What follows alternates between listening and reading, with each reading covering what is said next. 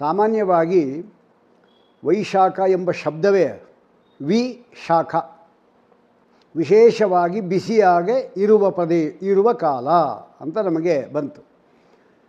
ವಿಶಾಖ ನಕ್ಷತ್ರ ಎಂಬತಕ್ಕಂಥದ್ದು ಪೌರ್ಣಿಮೆ ಅಥವಾ ಚತುರ್ದಶಿ ಅಥವಾ ಪಾಡ್ಯ, ಈ 3 ದಿವಸದಲ್ಲಿ ಯಾವುದಾದ್ರೂ ಒಂದು ದಿವಸದಲ್ಲಿ ವಿಶಾಖ ನಕ್ಷತ್ರ ಇತ್ತು ಅಂದರೆ ಆ ತಿಂಗಳಿಗೆ ಪೂರ್ತಿ ವೈಶಾಖ ಮಾಸ ಅಂತ ಕರೀತಾರೆ.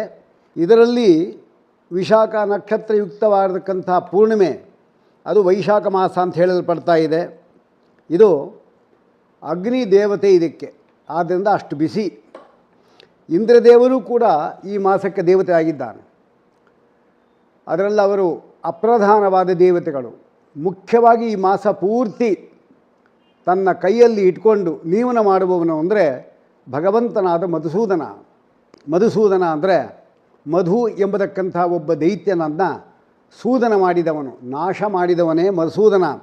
ಆದ್ದರಿಂದ ನಾವೆಲ್ಲ ಕಾರ್ಯಕ್ರಮದಲ್ಲಿಯೂ ಕೂಡ ವೈಶಾಖ ಮಾಸ ನಿಯಾಮಕ ಮಧುಸೂದನ ಪ್ರೇರಣೆಯ ಮಧುಸೂದನ ಪ್ರೀತ್ಯರ್ಥಂ ಎಂಬುದಾಗಿ ಸಂಕಲ್ಪ ಮಾಡಿಕೊಂಡೇ ಎಲ್ಲ ಸ್ನಾನಾದಿ ಕರ್ಮಗಳನ್ನು ದಾನಾದಿ ಕರ್ಮಗಳನ್ನು ನಾವು ಮಾಡಬೇಕು. ಹಾಗಾಗಿ ಈ ಮಾಸದಲ್ಲಿ ಮುಖ್ಯವಾಗಿ ಮಾಡಬೇಕಾದ ಕಾರ್ಯಕ್ರಮ ಏನು? ಒಂದೊಂದು ಮಾಸಕ್ಕೆ ಒಂದೊಂದು ಕಾರ್ಯಕ್ರಮ ಇರುತ್ತೆ. ಹಾಗೆ ವೈಶಾಖದಲ್ಲಿ ಏನು ಅಂದರೆ ವಸ್ತುತಃ ಬಹಳ ಬಿಸಿ ಇರುವ ಕಾಲ. ಆದ್ದರಿಂದ ನಾವು ಪ್ರಾತಃ ಕಾಲದಲ್ಲಿ ಮನೆಯಿಂದ ಹೊರಗೆ ಹೋಗಿ ಸ್ನಾನಾದಿಗಳನ್ನು ಮಾಡಬೇಕು. ಮನೆಯಿಂದ ಹೊರಗೆ ಹೋಗಿ ಅಂದರೆ ಏನು? ಮನೆಯಲ್ಲಿ ನಮ್ಮದು ಸಾಮಾನ್ಯವಾದ ನೀರು ಸ್ಟಾಕ್ ಮಾಡಿರ್ತಕ್ಕಂಥ ನೀರಿರುತ್ತೆ. ಅದರಲ್ಲಿ ಸ್ನಾನ ಮಾಡುವುದಕ್ಕಿಂತಲೂ ಕೂಡ ನಮ್ಮ ಮನೆಯಿಂದ ಸ್ವಲ್ಪ ಒಂದು ದೂರ ಇರತಕ್ಕಂಥ ಒಂದು ಸರೋವರ ಆಗಿರ್ಬೋದು, ಅಥವಾ ದೇವಖಾತ ದೇವತಾ ಪ್ರಾಯರಾದವರು ಮಾಡಿರುವ ಒಂದು ಸರೋವರ ಆಗಿರ್ಬೋದು, ಬಾವಿ ಕುಂಟೆ ಇಂಥದ್ದುಗಳೇನಿದೆ ಅವುಗಳಲ್ಲಿ ಸ್ನಾನ ಮಾಡತಕ್ಕಂಥದ್ದು ಭಾರಿ ವಿಶೇಷ ಅಂತ. ಯಾತಕ್ಕೋಸ್ಕರ ಬಂದರೆ ಎಲ್ಲ ದೇವತೆಗಳೂ ಕೂಡ ವೈಶಾಖ ಮಾಸದಲ್ಲಿ, ಅದರಲ್ಲಿ ಕೂಡ ವೈಶಾಖ ಸ್ನಾನ ಮಾಡುವಾಗ ಮನೆಯಿಂದ ಹೊರಗೇ ಇರ್ತಾರೆ ಅವರು ಎಲ್ಲ ದೇವತೆಗಳು. ಹಾಗೆ ಎಲ್ಲ ದೇವತೆಗಳ ಅನುಗ್ರಹ ಆಗೋದು ಯಾವಾಗ? ಅವರ ಸನ್ನಿಧಾನದಲ್ಲಿ ನಾವು ಸ್ನಾನಾದಿಗಳನ್ನು ಮಾಡಿದಾಗ.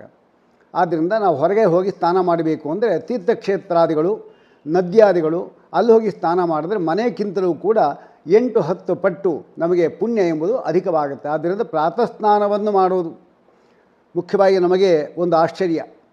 ಏನು ಸ್ನಾನ ಮಾಡಿದ್ರೆ ಏನು ಲಾಭ ಅಂದರೆ ಎಷ್ಟು ಪಾಪಗಳು ಹೋಗ್ಬೋದು ಅಷ್ಟು ಪಾಪ ನಾವು ಮಾಡಲಿಕ್ಕೆ ಸಾಧ್ಯ ಇಲ್ಲ ಅಂತ ಹೇಳಿಬಿಡ್ತು ಪುರಾಣ. ವೈಶಾಖ ಮಾಸ ಬರುವವರೆಗೂ ನಮ್ಮ ದೇಹದಲ್ಲಿ ಪಾಪ ಇರುತ್ತಂತೆ. ಎಲ್ಲಿ ಯಾವ ರೀತಿ? ಸೂರ್ಯ ಮುಳುಗುವವರೆಗೂ ಅಥವಾ ಸೂರ್ಯ ಉದಯ ಆಗುವವರೆಗೂ ಕತ್ತಲೆ ಇಲ್ಲ, ಕತ್ತಲೆದ ವ್ಯಾಪಾರ ನಡೆಯುತ್ತೆ. ಸೂರ್ಯ ಉದಯ ಆದ ಅಂದರೆ ಅದು ಹೆಸರಿಲ್ಲದಂತೆ ಹೊರಟೋಗುತ್ತೆ. ಹಾಗೆ ವೈಶಾಖ ಮಾಸ ಬರುವವರೆಗೆ ನಮ್ಮ ದೇಹದಲ್ಲಿರತಕ್ಕಂಥ ಜನ್ಮಾಂತರ ಪಾಪಗಳು ಇರುತ್ತೆ. ಅದೆಲ್ಲ ವೈಶಾಖ ಮಾಸ ಬಂದಾಗ ಅಲ್ಲಿ ಹೇಳಿರ್ತಕ್ಕಂಥ ಸ್ನಾನ ಪಾನಾದಿಗಳನ್ನು ನಾವು ಮಾಡಿದ್ವಿ ಅಂದರೆ ಖಂಡಿತವಾಗಿ ಅಷ್ಟು ಪಾಪ ಹೋಗುತ್ತೆ. ನಮಗೆ ಒಂದು ಆಶ್ಚರ್ಯ, ಒಂದು ಸಣ್ಣ ಸ್ನಾನ ಮಾಡಿದ ಮಾತ್ರಕ್ಕೆ ಅಷ್ಟು ಪಾಪಗಳು ಹೋಗೋದು ಅಂದರೆ ಹೇಗ್ರಿ ಅದು ಅಂತ ನಮಗೆ ಆಶ್ಚರ್ಯ. ಅದಕ್ಕೆ ಶಾಸ್ತ್ರ ಹೇಳೋದು ಒಂದೇ ಮಾತು, ಪರಮಾತ್ಮನ ಅತ್ಯದ್ಭುತವಾದ ಮಹಿಮೆಯನ್ನು ತಿಳಿಲಿಕ್ಕೆ ಯಾರಿಗೂ ಸಾಧ್ಯ ಆಗುವುದಿಲ್ಲ. ಆದ್ದರಿಂದ ಪರಮಾತ್ಮನ ಅಚಿಂತ್ಯದ್ಭುತವಾದ ಶಕ್ತಿಯಿಂದ ಈ ಸಣ್ಣ ಒಂದು ಸ್ನಾನಕ್ಕೂ ಕೂಡ ದೇಹದಲ್ಲಿರತಕ್ಕಂಥ ಅಷ್ಟು ಪಾಪಗಳನ್ನು ಕೂಡ ಪರಿಹಾರ ಮಾಡಬಲ್ಲದು. ಅದಕ್ಕೆ ದೃಷ್ಟಾಂತ ಕೊಡ್ತಾರೆ. ಒಂದು ಸಣ್ಣ ಉಳಿ ಒಂದು ದೊಡ್ಡ ಪರ್ವತವನ್ನು ತೂತು ಮಾಡಿ ಪುಡಿ ಮಾಡುವಂತೆ ಸಣ್ಣ ಉಳಿ ಅಷ್ಟೇ ಅದು. ಹಾಗೆ ಒಂದು ಸಣ್ಣ ದೀಪ ಒಂದು ಕಡೆ ಹಚ್ಚಿಟ್ರೆ ಇಡೀ ಮನೆಯಿರತಕ್ಕಂಥ ಅಷ್ಟು ಕತ್ತಲೆಯನ್ನು ಕೂಡ ನಾಶ ಮಾಡುವ ಸಾಮರ್ಥ್ಯವುಳ್ಳಂತೆ. ರಾಮನ 14 ವರ್ಷದ ರಾಮನ ಒಂದು ಬಾಣ ಇಡೀ 14,000 ರಾಕ್ಷಸ ಸಂಹಾರ ಮಾಡಿದಂತೆ ಈ ಪಾಪಗಳು ಪರಿಹಾರ ಆಗಲಿಕ್ಕೆ ಅವಕಾಶ ಇದೆ ಎಂಬುದಾಗಿ ಶಾಸ್ತ್ರಗಳು ಹೇಳ್ತಾ ಇದೆ. ವೈಶಾಖ ಮಾಸ ಮಹಾತ್ಮೆ ಹೇಳುತ್ತೆ.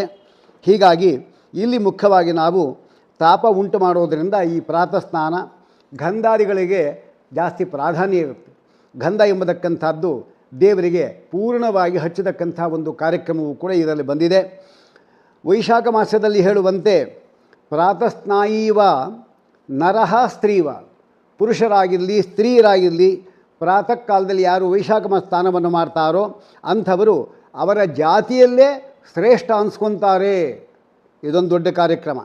ಅಲ್ಲದೆ ಯಾರು ಗಂಧ ಮತ್ತು ಮಾಲ್ಯಾದಿಗಳನ್ನು ವೈಶಾಖ ಮಾಸದಲ್ಲಿ ಕೊಡ್ತಾರೆ, ಪರಮಾತ್ಮನಿಗಾಗಿರ್ಬೋದು ಬ್ರಾಹ್ಮಣರ ಕೊಡ್ತಾರೆ ಅಂಥವರು ಅದು ಪರಮಾತ್ಮನ ಪ್ರೀತಿಗಾಗಿ ಅವನ ಪುಣ್ಯ ಎಂಬತಕ್ಕಂಥದ್ದು ಎಷ್ಟು ಅಂತ ಹೇಳಿಕ್ಕೆ ಬರೋದಿಲ್ಲ ಅಂತ ಹೇಳ್ತಾರೆ.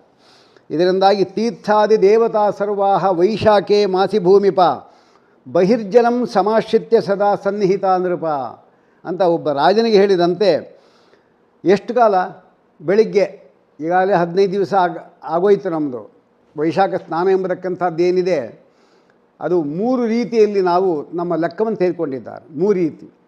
ಮೊದಲನೇದೇನಿದೆ ಅದು ಏಕಾದಶಿಯಿಂದ ಏಕಾದಶಿಗೆ, ಅಮಾವಾಸ್ಯೆಯಿಂದ ಅಮಾವಾಸ್ಯೆಗೆ, ಪೌರ್ಣಿಮೆಯಿಂದ ಪೌರ್ಣಿಮೆಗೆ ತೆಗೆದುಕೊಂಡಿದ್ದಾರೆ.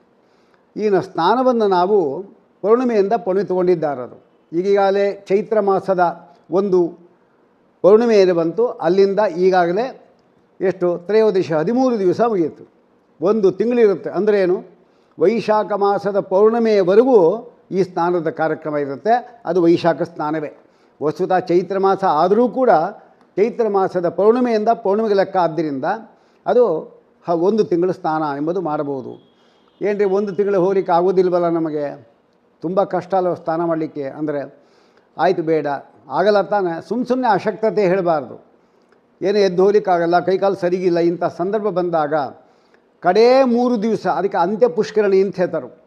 ಕಡೇ 3 ದಿವಸ ಅಂದರೆ ವೈಶಾಖ ಮಾಸದ ತ್ರಯೋದಶಿ, ಚತುರ್ದಶಿ, ಪೌರ್ಣಿಮೆ, ಈ 3ಕ್ಕೂ ಅಂತ್ಯ ಪುಷ್ಕರಣಿ. ಈ 3 ದಿವಸ ಸ್ನಾನ ಮಾಡಿದರೂ ಕೂಡ ಅವರಿಗೆ 1 ತಿಂಗಳು ಸ್ನಾನ ಮಾಡಿದ ಫಲ ಎಂಬುದು ಬರ್ತಾ ಇದೆ.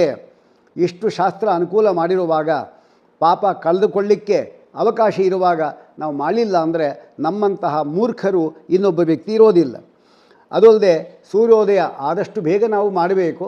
4:15ಗೆ ಸ್ನಾನ ಮಾಡೋದೇ ಭಾರಿ ಒಳ್ಳೆಯದು. ಆದರೆ ಅದು ನಮಗೆ ಆಗದೇ ಇರಬಹುದು. ಅಂತೂ 6 ಗಳಿಗೆ ಇರುತ್ತೆ ನೋಡಿ. ಸೂರ್ಯೋದಯದಿಂದ 6 ಗಳಿಗೆ, 6 ಗಳಿಗೆಂದು 2.5 ಗಂಟೆ ಕಾಲದ ಒಳಗೆ ನಾವು ಎಲ್ಲ ತೀರ್ಥಕ್ಷೇತ್ರಗಳು, ತೀರ್ಥಾಭಿಮಾನ ದೇವತೆಗಳು, ಸರೋವರಗಳಲ್ಲಿ, ನದಿಗಳಲ್ಲಿ ಇರೋದರಿಂದ ಆಗ ಸ್ನಾನ ಮಾಡೋದು ಪ್ರಶಸ್ತ. ಒಟ್ಟು 6 ಗಂಟೆಯಿಂದ 8:30ವರೆಗೆ ಒಳಗೆ ನಾವು ಸ್ನಾನ ಮಾಡಿಬಿಟ್ರೆ ಭಾರಿ ಒಳ್ಳೆಯದು. ಇನ್ನೂ ಮೊದಲು ಮಾಡಿದ್ರೆ ಭಾರಿ ಒಳ್ಳೆಯದು. ಏನು ಸ್ನಾನದ ಮಹತ್ವ ಅಂತ ಹೇಳಿದರೆ ಅಲ್ಲಿ ಹೇಳ್ತಾರೆ, ಯಾರು ವೈಶಾಖ ಮಾಸದ ಸ್ನಾನವನ್ನು ಮಾಡದೆ ಅವನು ಜಪಹೋಮಾದಿಗಳನ್ನು ಮಾಡಿದರೂ ಕೂಡ ಅದು ಫಲ ಬರೋದಿಲ್ಲ. ಅಂದರೆ ಸ್ನಾನ ಮಾಡದೇ ಕರ್ಮ ಮಾಡತಕ್ಕಂಥದ್ದು, ಅದರಂತಹ ದೊಡ್ಡ ನರಕದ ಕೆಲಸ ಏನೊಂದಿಲ್ಲ. ಸ್ನಾನಮೂಲಾಹ ಕ್ರಿಯಾಹ ಸರ್ವಾಹ, ಎಲ್ಲವೂ ಕೂಡ ಸ್ನಾನ ಮೂಲವಾಗಿದೆ. ಜಪಹೋಮಾದಿಗಳೇನಿದೆ ಅದನ್ನು ಮಾಡಬೇಕಾಗಿದ್ದನ್ನು ನಾವು ಸ್ನಾನವನ್ನು ಮಾಡಬೇಕು. ಸ್ನಾನ ಮಾಡಿದ್ರಿಂದ ರೋಗಾದಿಗಳ ನಿವೃತ್ತಿ ಆಗತ್ತೆ. ಇದು ದೃಷ್ಟಫಲ. ಅದೃಷ್ಟಫಲ ಯಾವುದಪ್ಪ ಅಂತ ಹೇಳಿದ್ರೆ, ಒಂದು ಸ್ವರ್ಗಾದಿಗಳಲ್ಲಿ ನಮಗೆ ಮುಂದೆ ಸಿಗತ್ತೆ, ಅಥವಾ ಆರೋಗ್ಯಾದಿಗಳು ಪರಮಾತ್ಮ ಪ್ರಸಾದ ಇದೆಲ್ಲ ಆಗತ್ತೆ ಅಂತ ಹೇಳ್ತಾ ಇದ್ದಾರೆ. ಇಂಥದ್ರಲ್ಲಿ ಯಾವುದಾದ್ರೂ ನಾವು ಸ್ನಾನವನ್ನು ಮಾಡಲೇಬೇಕು. ಎಷ್ಟೋ ಜನ ಪ್ರಶ್ನೆ ಮಾಡ್ತಾರೆ, ಸ್ನಾನ ಯಾಕೆ ಮಾಡಬೇಕು ಅಂತ ಕೇಳ್ತಾರೆ. ಅದಕ್ಕೂ ಶಾಸ್ತ್ರ ಉತ್ತರ ಕೊಡುತ್ತೆ. ಸ್ರವತ್ಯೇವ ದಿವಾರಾತ್ರವು ಪ್ರಾತಃ ಸ್ನಾನಂ ವಿಶೋಧನಂ. ಕಣ್ಣು, ಕಿವಿ, ಮೂಗು, ನವದ್ವಾರಗಳು ಕೂಡ ಒಂದಲ್ಲ ಒಂದು ಕೆಟ್ಟ ಫಲಸು ಪದಾರ್ಥವನ್ನು ಹೊರ ಹಾಕ್ತಾವೆ. ಅದರ ಶುದ್ಧಿಗೋಸ್ಕರ ನಾವು ಪ್ರತಿ ದಿವಸ ಸ್ನಾನ ಮಾಡಬೇಕು. ಪ್ರಾತಃ ಸ್ನಾನಂ ಪ್ರಶಂಸಂತಿ ದೃಷ್ಟ ಫಲಂ ಹಿತತ್ ಅಂತ ಹೇಳ್ತಾರೆ.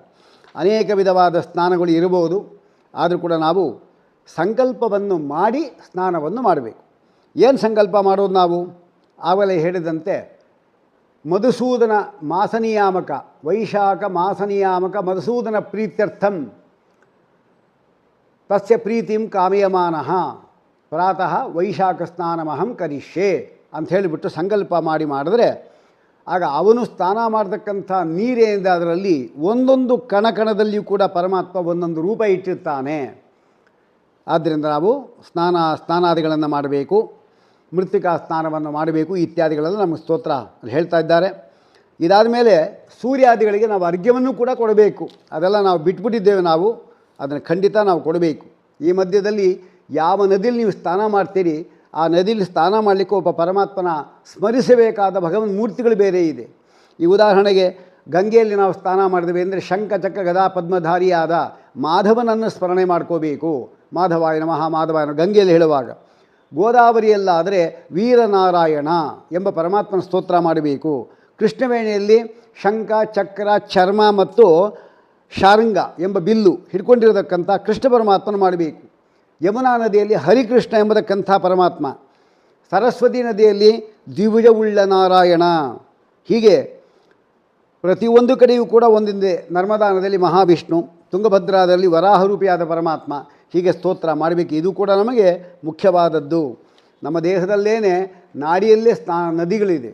ಇಡ ಭಾಗೀರಥಿ ಗಂಗಾ. ಇಡ ಅಂದರೆ ಎಡಭಾಗದಲ್ಲಿ, ನಮ್ಮ ಎಡಭಾಗದಲ್ಲಿ ಭಾಗೀರಥಿ, ಬಲಭಾಗದಲ್ಲಿ ಪಿಂಗಲ. ಪಿಂಗಲ ಎಂಬತಕ್ಕಂಥ ನಾಡಿಯಲ್ಲಿ ಯಾವ ನದಿ ಇದೆ? ಯಮುನಾ ನದಿ ಇದೆ. ಮಧ್ಯದಲ್ಲಿ ಸುಷುಮ್ನ ಎಂಬತಕ್ಕಂಥ ಒಂದು ನದಿ ಹರಿಯುತ್ತೆ, ಅದು ಸರಸ್ವತಿ ನದಿ. ಹೀಗೆ ನಮ್ಮ ದೇಹದಲ್ಲೇ ತ್ರಿವೇಣಿ ಸಂಗಮ ಇದೆ. ಅದೆಲ್ಲ ಜ್ಞಾಪಿಸ್ಕೊಂಡು ಮಾಡಿದಾಗ ನಮಗೆ ನಿಜವಾಗಲೂ ಸ್ನಾನದ ಫಲ ಬರುತ್ತೆ. ಇಲ್ಲಿ ಒಂದು ಸಂಕಲ್ಪದ ಪದ್ಧತಿಯನ್ನು ಇಲ್ಲಿ ಹೇಳ್ತಾ ಇದ್ದಾರೆ. ಅಸ್ಮದಾದಿಗುರುಣಾಂ ಪರಮಗುರುಣಾಂ ಶ್ರೀಮದಾನಂದ ತೀರ್ಥ ಭಗವತ್ಪಾದಾಚಾರ್ಯಾಣಂ ಶುಂಶುಮಾರ ಮಹಿದಾಸಾತ್ಮಕ ಖಂಡಮೂರ್ತ್ಯಾತ್ಮಕ ವಿಶ್ವ ತೈಜಸ ಪ್ರಾಜ್ಞ ತುರೀಯ ಆತ್ಮಾಂತರಾತ್ಮಜ್ಞಾನಾತ್ಮ ಪರಮಾತ್ಮ ಇತ್ಯಾದಿ ಅಷ್ಟರೂಪಾತ್ಮಕ ಇಷ್ಟ ದೇವತಾ ಕುಲದೇವಾತ್ಮಕ ಸೀತಾಪತಿ ಶ್ರೀರಾಮಚಂದ್ರ ಪ್ರೇರಣೆಯ ತತ್ಪ್ರೀತ್ಯರ್ಥಂ ಅಸ್ಯಾ ಮಹಾನದ್ಯಾಂ ಪೂರ್ವಕ್ಕೆ ಹರಿದರೆ ಪೂರ್ವವಾಹಿನ್ಯಾಂ ಸಾರ್ಧತ್ರಿಕೋಟಿ ಸಮಸ್ತ ತೀರ್ಥಾಭಿಮಾನಿ ದೇವತಾ ಸನ್ನಿಧೌ. ಸಾರ್ಧ ಅಂದರೆ ಅರ್ಧದಿಂದ ಕೂಡಿರುವ 3 ಕೋಟಿ ಅಂದರೆ 3.5 ಕೋಟಿ ತೀರ್ಥ ದೇವತೆಗಳು ಸನ್ನಿಹಿತರಾಗಿರ್ತಾರೆ. ಅಂತಹ ತೀರ್ಥದಲ್ಲಿ ವೈಶಾಖ ಮಧುಸೂದನನ ಪ್ರೇರಣೆಯಿಂದ ಅವನ ಪ್ರೀತಿಗೋಸ್ಕರವಾಗಿ ಈ ಒಂದು ತೀರ್ಥದಲ್ಲಿ ಈಗ ಸ್ವಾಮಿ ಪುಷ್ಕರಣಿ ಸ್ನಾನ ಮಾಡಿದ್ರೆ ಸ್ವಾಮಿ ಪುಷ್ಕರಣಿ ತೀರ್ಥೆ ಪ್ರಾತಃ ವೈಶಾಖ ಸ್ನಾನಮಹಂ ಕರಿಷ್ಯೆ ಅಂತ. ಇದು ಸಂಕಲ್ಪ ಪದ್ಧತಿ. ನಾವು ದೇವರನ್ನು ಕೇಳ್ಕೋಬೇಕು. ವೈಶಾಖ ಮಾಸ ಪೂರ್ತಿ ನೀನು ನಮಗೆ ಸ್ನಾನ ಮಾಡುವಂತೆ ಅನುಗ್ರಹ ಮಾಡುವಂತ ಕೇಳ್ಕೋಬೇಕು. ಈ ಶ್ಲೋಕವನ್ನು ಮಾತ್ರ ಎಲ್ಲರೂ ಹೇಳಲೇಬೇಕು. ವೈಶಾಖೆ ಮೇಷಗೆ ಭಾನೌ. ಮೇಷ ಅಂದರೆ ಮೇಷ ರಾಶಿಯಲ್ಲಿ ಸೂರ್ಯ ಇರ್ತಾನೆ, ಇವತ್ತು ಪ್ರವೇಶ ಮಾಡಿರ್ತಾನೆ. ಪ್ರಾತಃ ಸ್ನಾನಂ ಕರೋಮ್ಯಹಂ ತೀರ್ಥೆ ಜಲಮಯೇ ಪುಣ್ಯೆ ಪುನೀಹಿ ಮಧುಸೂದನ ಅಂತ ಇಲ್ಲಿ ಸ್ನಾನ ಮಾಡಬೇಕಂತೆ. ಅಂತ ಹೀಗೆ ಸ್ನಾನ ಮಾಡಿ ನಾವು ಗಂಗಾ ಧ್ಯಾನವನ್ನು ಮಾಡಿದಾಗ ಗಂಗಾ ನದಿ ಅಲ್ಲಿ ಬರ್ತಾಳೆ. ಇದಿಷ್ಟು ಕೂಡ ಸ್ನಾನಾದಿಗಳಿಗೆ ಹೇಳಿದಾಗಾಯಿತು.